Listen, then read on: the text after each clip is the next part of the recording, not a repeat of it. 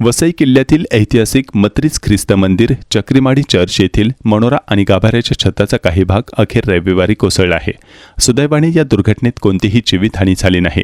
मात्र केंद्रीय पुरातत्व विभागाच्या दीर्घकालीन दुर्लक्षामुळे सुमारे 500 वर्षांचा ऐतिहासिक वारसा धोक्यात आल्याचे या घटनेतून स्पष्ट झाले आहे। स्थानिकांच्या मते या ऐतिहासिक वास्तूची गेल्या 150 वर्षांपासून कोणतीही मोठी दुरुस्ती किंवा संवर्धनाची कामे करण्यात आली नाहीत।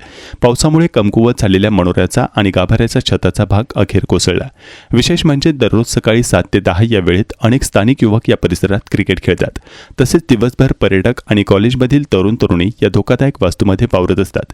तरीही केंद्रीय पुरातत्व विभागाने येथे धोक्याचा इशारा देणारा फलक, प्रवेशबंदी किंवा अन्य कोणतीही सुरक्षा व्यवस्था केली नसल्याने नागरिकांनी याबद्दल तीव्र नाराजी व्यक्त केली आहे। स्थानिकांनी तातडीने उर्वरित वास्तू सुरक्षित करावी, धोकादायक भागात प्रवेशबंदी लागू करावी आणि ऐतिहासिक वारशाच्या संवर्धनासाठी युद्धपातळीवर दुरुस्तीची कामे हाती घ्यावीत अशी मागणी केली आहे।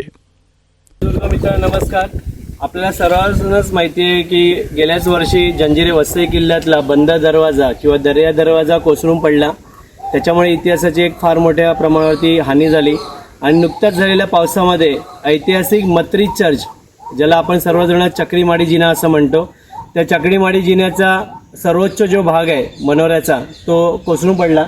माझ्या मागच्या बाजूला बघत असाल तुम्ही की वरच्या भल्या मोठ्या मनोऱ्यातून हे प्रचंड शेकडो दगड खालच्या बाजूला कोसळले। केंद्रीय पुरातत्व विभागाला गेले अनेक वर्ष या संदर्भातले डागडुजीसाठी आम्ही पत्रव्यवहार केला होता। या संबंधात दुर्ग मित्रांनी उपोषणसुद्धा केलं होतं, निदर्शनंसुद्धा व्यक्त केली होती।